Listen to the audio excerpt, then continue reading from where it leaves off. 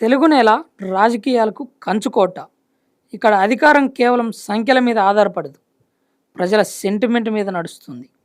దశాబ్దాల క్రితం ఒకే ఒక్క పిలుపుతో ఢిల్లీ పీఠాన్ని వణికించిన వ్యక్తి నందమూరి తారక రామారావు. తెలుగువారి ఆత్మగౌరవం అనే నినాదంతో ఆయన సృష్టించిన ప్రభంజనం చరిత్రలో సువర్ణాక్షరాలతో లిఖించబడింది. అయితే కాలం మారుతోంది, రాజకీయ సమీకరణాలు మారుతున్నాయి. ఇప్పుడు అదే నందమూరి వంశం నుండి మరో సింహం గర్జించబోతుందా? గత కొన్నేళ్లుగా సోషల్ మీడియా నుండి పల్లెటూరు రచ్చబండ వరకు వినిపిస్తున్న ఒకే ఒక్క పేరు, ఒకే ఒక్క ప్రశ్న: జూనియర్ ఎన్టీఆర్ సొంత పార్టీ పెడుతున్నారా? తాత వారసత్వాన్ని అందిపుచ్చుకొని రాజకీయ చదరంగంలో కొత్త ఎత్తుగడలు వేయబోతున్నారా?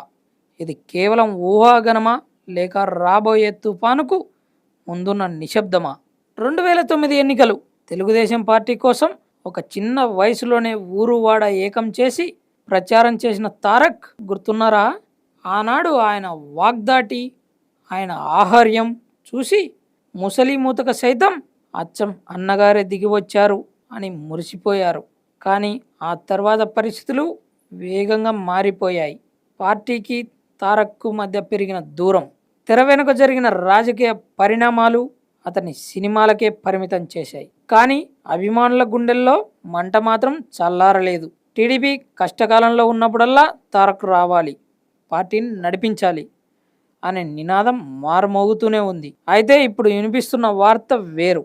ఆయన ఎవరి కిందో పనిచేయడానికి సిద్ధంగా లేరని, తనకంటూ ఒక సొంత పంతాను, ఒక సొంత సైన్యాన్ని నిర్మించుకోబోతున్నారని రాజకీయ విశ్లేషకులు భావిస్తున్నారు. ప్రస్తుతం ఆంధ్రప్రదేశ్ రాజకీయాలను గమనిస్తే అధికారం ఒకవైపు, బలమైన ప్రతిపక్షం మరోవైపు ఉన్నాయి. మధ్యలో జనసేన వంటి శక్తులు ఉన్నాయి. ఇక్కడ జూనియర్ ఎన్టీఆర్ ఎంట్రీ ఇస్తే ఏం జరుగుతుంది?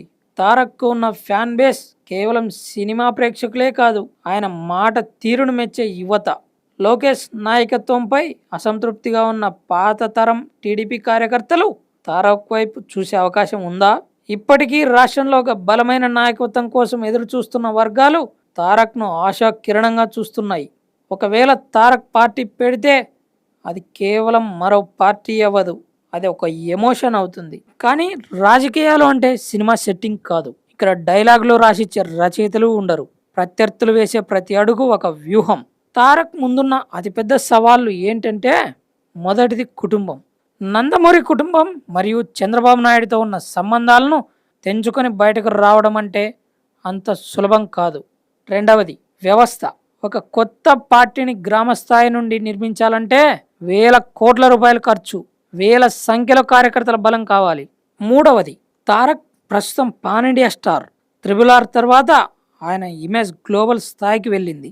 మరి ఇప్పుడే సినిమాలను వదిలేసి రాజకీయాల్లోకి రావడం కరెక్టేనా?